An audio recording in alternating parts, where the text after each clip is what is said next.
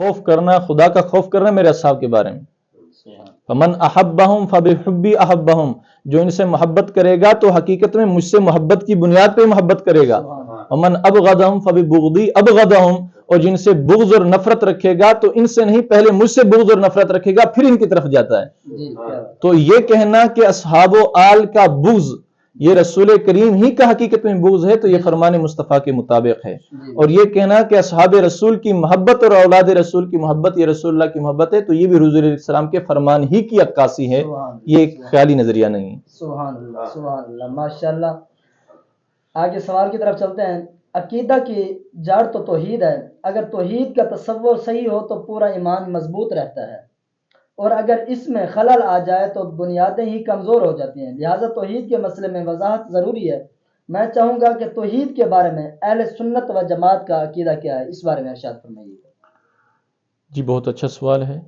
اہل سنت جب ہم یہ کہتے ہیں حقیقت میں اہل صراط مستقیم ہیں، اور صراط مستقیم کا جو تقاضا ہے وہ وہی ہے جو الحمد شریف سے لے کر ولضالین تک جو ہے سورہ فاتحہ میں بیان کر دیا گیا.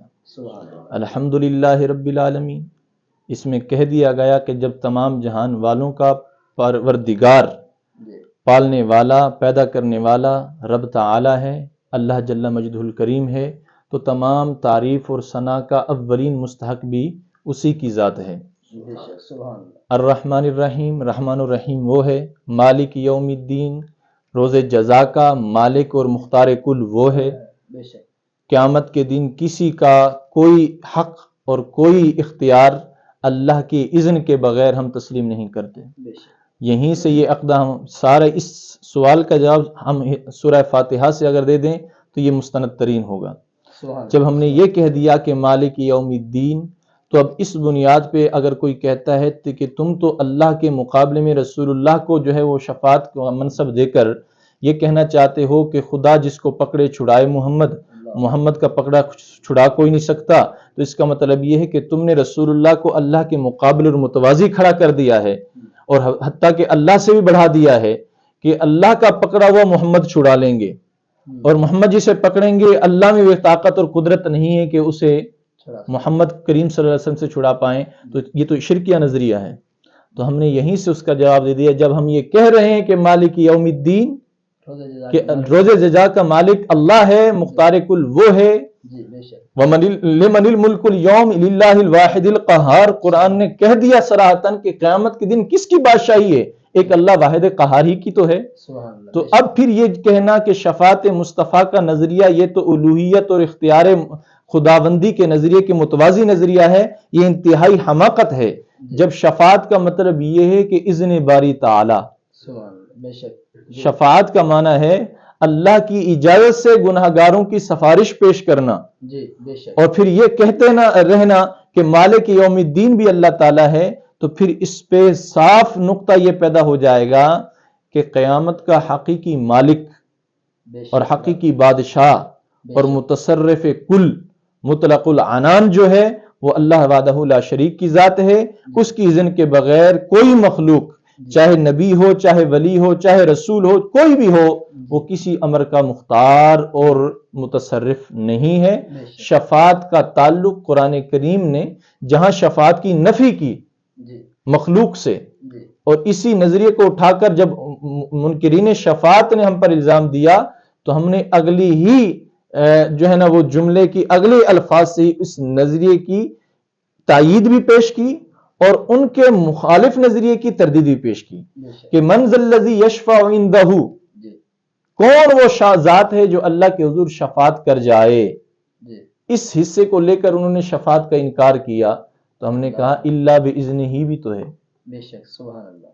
رب ہی فرما رہا ہے کون ہے وہ ذات جو اللہ کے حضور کھڑا ہو کر سفارش کسی کی کرے، الا باذنہ، ہاں کوئی کرے تو اللہ کی اجازت سے کرے گا. سبحان اللہ. تو اگر آیت کا ایک حصہ شفاعت کا انکار کر رہا ہے تو آیت کا دوسرا حصہ شفاعت کا اثبات بھی کر رہا ہے. تو پتہ چلا جہاں انکار ہے وہ مطلق شفاعت کا انکار نہیں، بلکہ اس شفاعت کا انکار ہے جو شفاعت اللہ کے اذن کے بغیر ہو.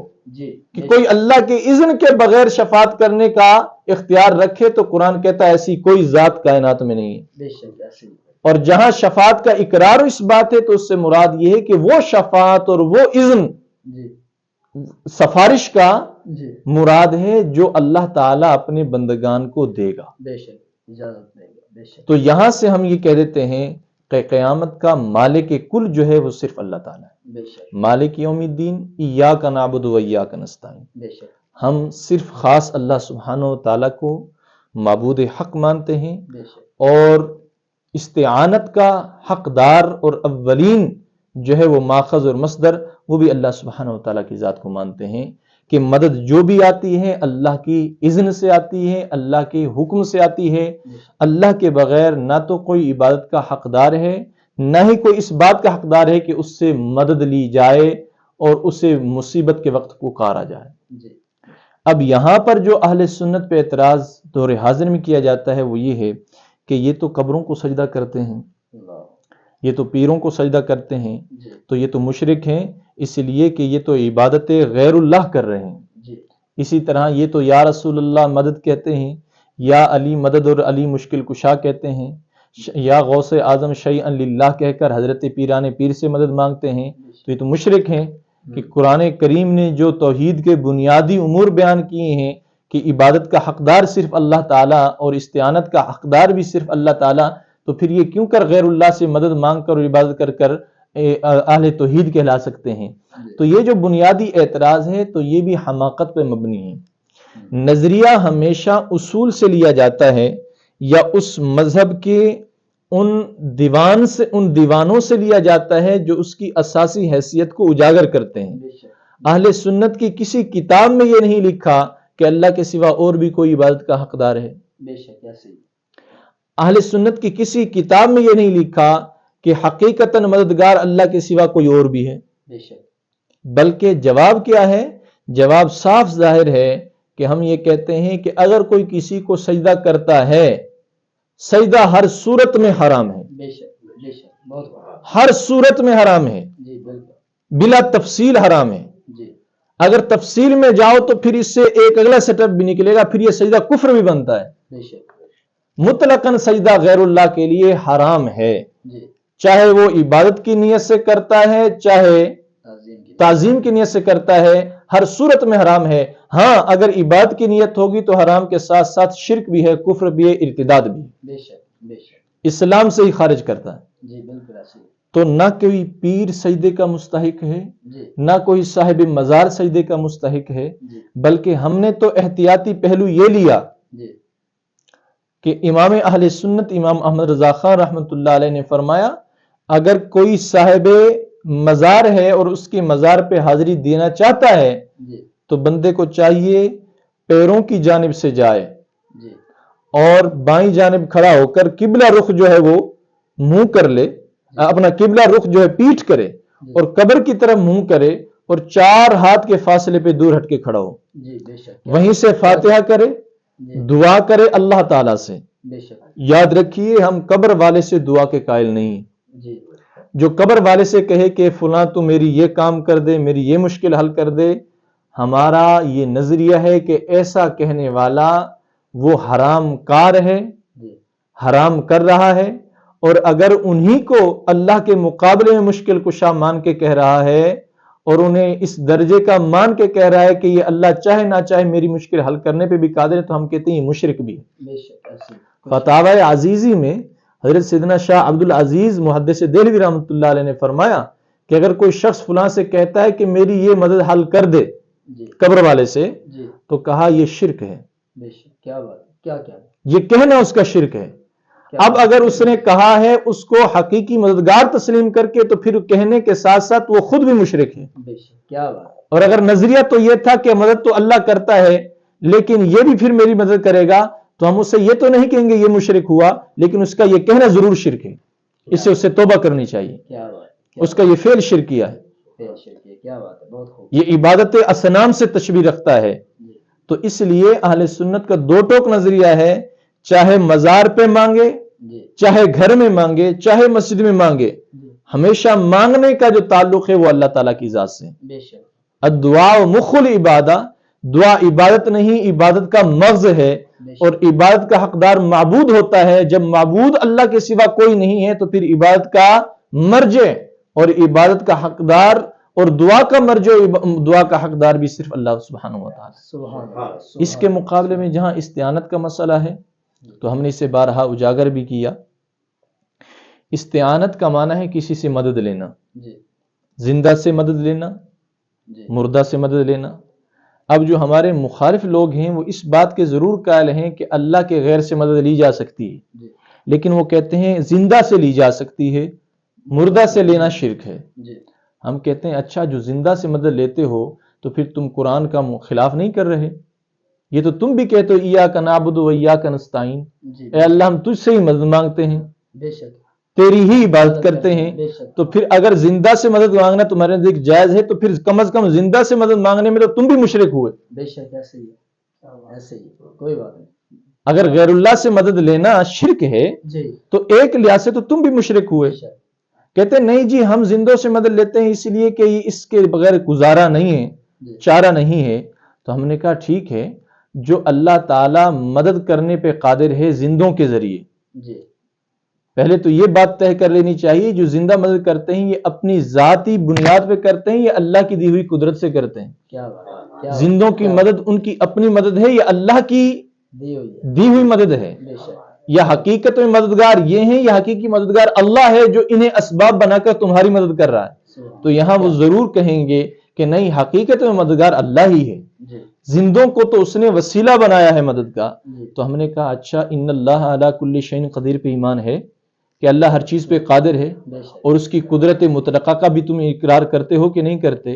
تو پھر ہمیں یہ بتا دیجئے کہ وہ کون سا رب ہے اور وہ کون سا قادر رب ہے کہ جس کی قدرت زندوں پہ تو کارگر ہو سکتی ہے, زندوں کے ذریعے تو مدد کرانے پہ وہ قدرت رکھتا ہے, لیکن مردوں پہ قدر اپنا مردوں کے ذریعے جو ہے مدد کرانے پہ اس کی قدرت چلتی نہیں. کیا وہ کیسا قادر مطلق ہے, کیسا پروردگار ہے, کیسا مددگار ہے جو زندوں سے مدد کرائے تو جائز ہے, وہاں اس کا زور چل جائے گا. لیکن اگر مردوں سے مدد کرانے کا معاملہ ہے تو وہاں وہ بے اختیار ہو جاتا ہے, اس کی قدرت عاجز آ جاتی ہے. نعوذ باللہ ایسا نظریہ رکھنا کہ زندوں سے مدد کرانے پہ اللہ کی قدرت ہے لیکن مردوں سے مدد کرانے پہ اللہ کی قدرت نہیں ہے تو اللہ کی قدرت میں نقص ہے. نعوذ باللہ. لازم ہے اگر اللہ کی قدرت ناقص ہے جو اللہ کی صفات واجبہ میں بلکہ کسی بھی صفت میں نقص کا پہلو دیکھے یا قائل ہو یا تصور کرے وہ کافر ہے, مرتد ہے. اللہ کی ہر صفت صفت کمال ہے. اللہ لفظ اللہ کی تعریف جب ہم کرنے جاتے ہیں, کوئی کہے اللہ کی تعریف کیا ہے, اللہ کو تم نے معبود تو مان لیا, اس کی کوئی پہچان اور تعریف تو ہو. تو ہم کہتے ہیں اللہ علم لذات الوجوب المستحق للعبادہ المستجمع لجمیع صفات الکمال. اللہ اس ذات وحدہ کا جو ہے وہ نام ہے جو عبادت کا حقدار ہے اور جو وحدہ لا شریک ہے اور جو تمام صفات کمال کا جامع ہے. اس کی ہر صفت صفت کمال ہے, کسی قسم کا نقص کا شائبہ اس کی ذات میں نہ اس کی صفات میں پایا جانا تو دور کی بات متصور بھی نہیں کیا جا سکتا.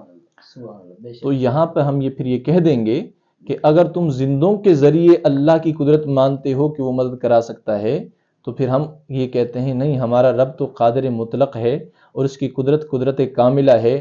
اگر وہ زندوں سے مدد کرا سکتا ہے تو مردوں سے بھی مدد کرا سکتا ہے. تو ہم اگر اولیاء اللہ سے یا فوت شدگان سے مدد کے قائل ہیں تو اس بنیاد پہ ہی قائل ہیں کہ ان کی مدد ان کی اپنی مدد نہیں ہے, یہ صرف اسباب ہیں مدد کے, یہ سفارشی ہیں اس مدد کرانے میں. جس طرح زندوں کو مدد کرنے کی بنیاد پہ حقیقی مددگار نہیں کہا جاتا, اسی طرح مردوں کو بھی مدد کرنے کی بنیاد پہ حقیقی مددگار نہیں کہا جاتا, بلکہ حقیقی مددگار ہر دونوں صورتوں میں اللہ وحدہ لا شریک کی ذات ہے. پھر جو ہے یہ مسئلہ, تو پھر یہ تم یوں کیوں کہتے ہو کہ حضرت علی مشکل کشا ہیں اور پھر مدد مانگتے ہو تو اللہ سے مانگو, یوں کیوں کہتے ہو یا رسول اللہ مدد یا شیخ عبد القادر جیلانی مدد؟ تو اس کا جواب یہ ہے کہ یہاں مدد ان سے نہیں مانگی جاتی بلکہ ان سے مدد کا سوال کیا جاتا ہے کہ ہمیں مدد کی ضرورت ہے اور آپ ہماری سفارش کر کے اللہ رب العزت سے ہماری بگڑی بنائیے اور ہماری مصیبت کو ٹالیے. سبحان یعنی ٹالے گا کون؟ اللہ سبحانہ و تعالیٰ. یہ اس مدد میں ایک واسطہ بنیں گے. بے شک سفارشی بننے کے لحاظ سے انہیں کہا جاتا ہے حضرت علی مشکل کشا ہیں. یعنی مشکل کشائی میں یہ ہمارے لیے ایک سہارا ہیں. بے شک سہارا ہیں، ماوا اور مرجع نہیں ہیں. بے شک یا رسول اللہ، مدد کہنے کا مطلب یہ کہ یا رسول اللہ آپ اپنی امت کے اس فرد پر نظر رحمت فرماتے ہوئے اللہ کی مدد لے آئیے، اس امتی کی دستگیری کروا دیجئے کہ ہمارا وہ منہ نہیں ڈائریکٹلی اللہ تعالیٰ سے مانگیں. گناہوں کی بنیاد پہ ہم جو ہے وہ اللہ سبحانہ و تعالیٰ کی رحمت کا سامنا کرنے کے حقدار نہیں سمجھتے اپنے آپ کو، لیکن مایوس بھی اس ذات سے نہیں ہے. اب اس بیم و رجا کے درمیان میں ہم نے جو ہے آپ کو واسطہ بنا کے اللہ رب العزت کی بارگاہ میں پیش کرنا ہے اور آپ اس باری تعالیٰ سے سفارش کر کے ہماری مدد کرا دیجیے. تو یہ یہاں سے اس تفصیل کا جو خلاصہ وہ یہی ہے کہ حقیقی مددگار اہل سنت کے نزدیک صرف اللہ وحدہ لا شریک. اگر کوئی یہ نظریہ رکھتا ہے کہ اللہ چاہے یا نہ چاہے حضرت علی مشکل کشائی کرتے ہیں، اللہ چاہے یا نہ چاہے رسول کریم صلی اللہ علیہ وسلم مدد کرتے ہیں، اللہ چاہے یا نہ چاہے حضرت غوث اعظم مدد کرتے ہیں، ایسا کہنے والا ہمارے نزدیک سب سے پہلے مشرک ہے. کوئی اسے مشرک کہے یا نہ کہے، ہم اہل سنت اسے ضرور مشرک کہتے ہیں کہ مخلوق اپنے ہر کام میں، اپنے ہر اختیار میں اللہ کے اذن کی محتاج ہے. اور پھر ایسا بھی نہیں ہے کہ کوئی کہے نہیں، اختیار اللہ نے دیا ضرور ہے ان کو، لیکن یک بارگی دے دیا ہے کہ انہیں ایک دفعہ بس اللہ نے اختیار دے دیا، اب یہ بار بار انہیں اللہ سے اجازت کی ضرورت کو نہیں پڑتی. مثلا رسول کریم کو اللہ نے مدد کرنے کا اختیار دے رکھا ہے، اور اب جب چاہیں رسول کریم جس کی چاہیں مدد کر دیں، انہیں ہر وقت اللہ سے مانگنے کی اور جو ہے نا سفارش کی ضرورت نہیں پڑے گی. ایسا نظر رکھنا بھی کفر ہے، یہ بھی شرک ہے. اختیار کلی کسی بھی کام میں اللہ تعالیٰ نے کسی کو نہیں دیا، جس کو بھی اختیار دیا اپنے اذن سے مقید اور مشروط کر کے دیا. یعنی یہ نظریہ عوام اگرچہ اس میں مبتلا ہیں کہ اللہ نے ان کو سب کچھ دے رکھا ہے، یا ان کو قدرت کے خزانے مل چکے ہیں، یا جس طرح ہم اشعار بولتے ہیں کہ مالک خزانہ قدرت کے جو جس کو چاہیں دے ڈالیں، ہے جنبش لب قانون خدا، قرآن و خبر کی گواہی ہے. تو اس سے مراد یہ نہیں ہے کہ ان کو مالک قدرت بنا دیا اور اب ہر لحاظ سے مختار بنا دیا ہے، انہیں اللہ تعالیٰ کی رضا اور اس کے حکم کی اور اس کے اذن کی ضرورت نہیں ہے، اجازت نہیں ہے. ایسا کہنا ہمارے نزدیک کفر ہے اور شرک ہے. ہاں، اس کا مطلب یہ ہے کہ انہیں ملکیت دی تو اس معنی میں دی ہے کہ جس کو دینا چاہیں اللہ تعالیٰ سے سفارش کریں گے، اللہ کی رضا ہوگی یہ دے دیں گے.